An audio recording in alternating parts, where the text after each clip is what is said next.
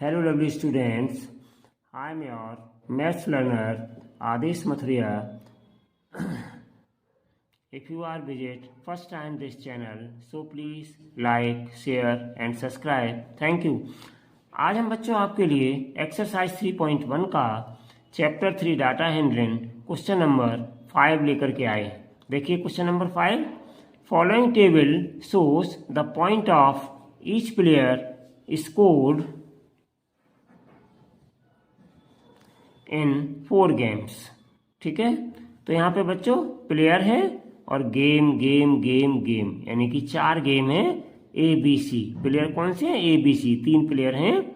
तो पहले गेम में A ने 14, B ने 0 और C ने 8। दूसरे गेम में इसी प्रकार से A ने 16, B ने 8 और C ने 11, ठीक है, रन्स मारे। उसके बाद में तीसरे वाले गेम में A ने 10, B ने 6 और C खेला नहीं। अगले वाले गेम में A ने 10, B ने 4 और C ने 13 रन बनाए। तो ये रहा बच्चों इनके गेम्स का स्कोर। ठीक है ना, point of each player scored in 4 games. चारों गेमों में जो जो इन्होंने स्कोर किए हैं ABC ने, वो आपके दिखाई दे रहे हैं। इसके बाद बच्चों क्या है? इसके बाद है now answer the following questions. पहला है find mean to determine as average number of points scored पर गेम। ठीक है ना, तो यहाँ पे मीन हमें निकालना है एज का, पर गेम में जो स्कोर किया है उसका। तो पहले कितना किया है? 14, फिर कितना किया है दूसरे गेम में? 16, फिर 10, फिर 10। तो ये रहा ए का स्कोर। तो एज स्कोर का हमें मीन निकालना है। तो एज मीन कितना हो जाएगा? इसको सॉल्व करें पहले फर्स्ट पार्ट को। तो यहाँ पे लिखेंगे बच्चों एज मीन, ठीक है ना, या एवरेज। तो ए का स्कोर क्या हो जाएगा? एवरेज स्कोर या एवरेज स्कोर ऑफ ए लिख सकते हो बच्चों। शॉर्ट में लिखना है तो यहाँ लिख दो एज। ठीक है ना, ए का पूछ रहे हैं find the mean determine as average number of points. तो एज मीन कितना हो जाएगा बच्चों? एज मीन बराबर हो जाएगा, तो इन सबको हम क्या करेंगे? ऐड कर देंगे। पहले मेरे पास है 14, प्लस मेरे पास है 16 और फिर प्लस मेरे पास है 10 और फिर प्लस मेरे पास कितना? 10। तो इस तरीके से ये देखिए यहाँ पर पहले कितना? 14, फिर 16, फिर 10, फिर 10। इन सबको हम बच्चों क्या करेंगे? ऐड कर देंगे। और ऐड करने के बाद हम इनको कितने से डिवाइड करेंगे? तो 1 2 3 4। तो 4 से हम डिवाइड कर देंगे। 4 ऑब्जर्वेशन से 4 से डिवाइड कर दीजिएगा। तो इन सबको ऐड करेंगे तो कितना आ जाएगा बच्चों? 14 और 16 30, 30 और 10 40, 40 और 10 50। तो ये आ जाएगा बच्चों 50/4। अब हम डिवाइड कर देंगे। पहली बात तो ये आपके डिवाइड हो जाएंगे 2 से। 2 2 जा 4 और 2 से 2 2 जा 4 बच्चों। 1 2 5 जा 10 10। तो कितना आ गया? 25 और अपॉन 2। अब हम बच्चों डिवाइड करेंगे अगर इसको, तो हम डिवाइड कर सकते हैं। यहाँ पे डिवाइड कर दीजिएगा। अगर आप 2 से डिवाइड करेंगे 25 में तो 2 बन जा 2, कुछ नहीं बचा, कैरिंग में 5 आ गया। तो कितना आ गया? 2 2 जा 4, कितना बचा? 1, डेसिमल लगाइए और एक 0 बढ़ाइए तो 2 5 जा 10। तो ये इस तरीके से बच्चों मेरे पास कितना आ गया? 12.5। तो ये रहा इसका मीन स्कोर। तो आंसर में बच्चों लिखेंगे 12.5। तो ये बच्चों हो गया पहला आंसर, एज मीन निकल आया। अब बच्चों सेकंड वाला पार्ट क्या कह रहा है? सेकंड पार्ट देख लीजिएगा। तो सेकंड पार्ट है मेरे पास to find the mean number of points per game for C के लिए वो बात कर रहे हैं। ठीक है ना, would you divide the total points by 3 और बाई 4?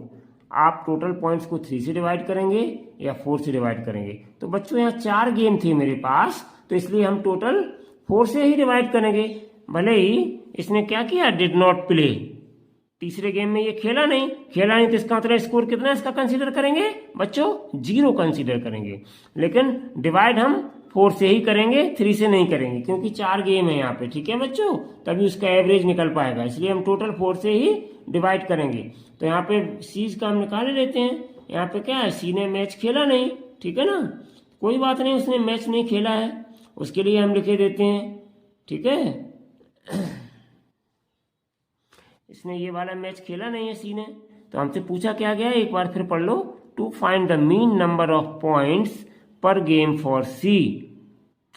अच्छा बच्चों, इसमें पूछा गया है कि किससे डिवाइड करोगे, एक मैच खेला नहीं है उसको हटा करके मीन किससे डिवाइड करोगे, ठीक है। You divide the total points by 3 और 4, तो वो खेला नहीं है, ठीक है, वो कह रहे हैं किससे डिवाइड करोगे। तो हम यहाँ से बच्चों यहाँ पे लिख दें वी, इसमें आपको डिवाइड नहीं करना, ऐसे ही लिख देना है वी डिवाइडेड बाई 3।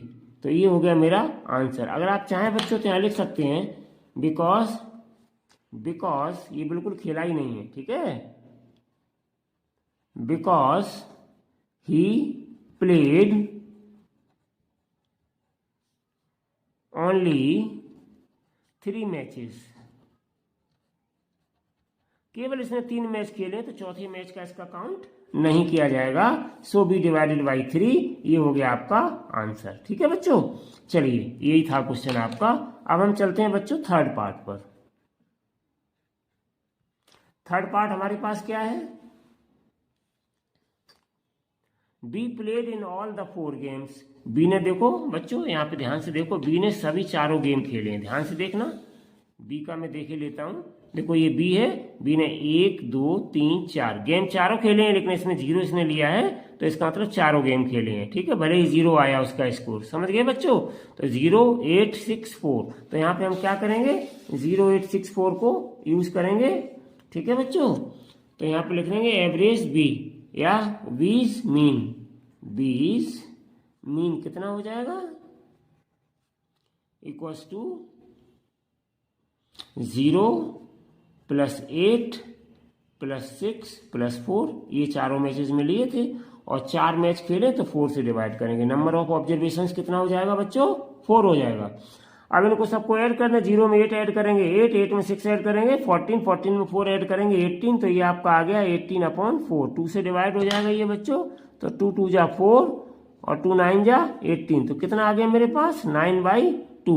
2 से डिवाइड कर देंगे बच्चों 9 में, अलग डिवाइड कर लीजिएगा 2 से 9 में, तो कितना हो जाएगा डिवाइड करने पर, ध्यान से देखो, 2 4 जा 8, 1 बचा डेसिमल 0, 2 5 जा 10। तो इस तरीके से बच्चों 4.5 आ गया। तो यहाँ पे हम क्या लिखेंगे, इक्वल्स टू 4.5, कितना आ गया 4.5, तो ये आ गया मेरा आंसर, ठीक है बच्चों। अब देखिए फोर्थ पार्ट में क्या पूछा गया है, who is the best performer, कौन सा इसमें बेस्ट परफॉर्मर है। तो पहले हम बच्चों सी का और निकाले लेते हैं, तब उसके बाद देखेंगे सभी में कौन सा बेस्ट परफॉर्मर है। तो सी का और हम मीन निकाले लेते हैं, अभी हमने मीन तो नहीं निकाला है, तो हम पहले सी का मीन निकालेंगे, तब देखेंगे ए बी सी और सभी में कौन बेस्ट परफॉर्मर है। तो फोर्थ पार्ट जो मेरे पास है बच्चों, इस फोर्थ पार्ट में सीज मीन पहले निकालो, सीज मीन, ठीक है, इसको निकालेंगे तभी तो मुझे पता चलेगा सभी में। तो इसने देखो एक मैच बच्चों खेला नहीं था, एक मैच खेला नहीं था, बकाया कि इसका स्कोर कितना था, एक मैच इसने खेला नहीं, 8 11 और 13 ये थे आपके।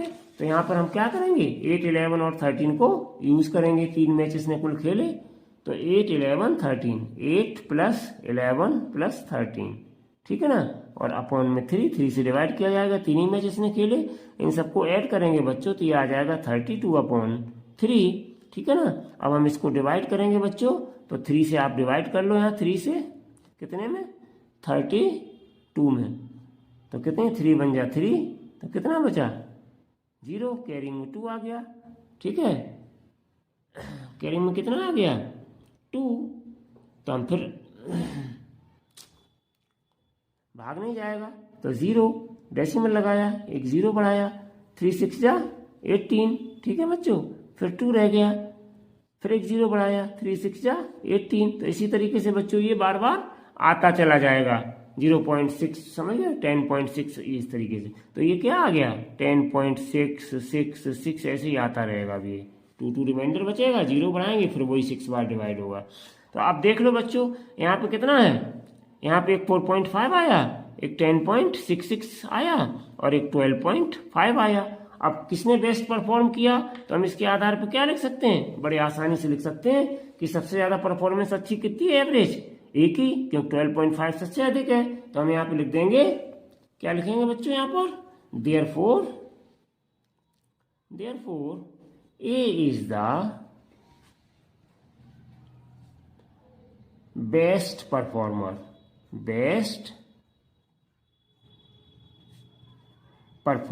ठीक है ना, because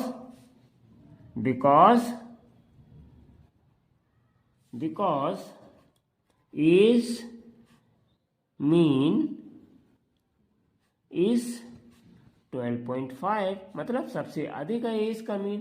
तो यही हो गया बच्चों आपका आंसर।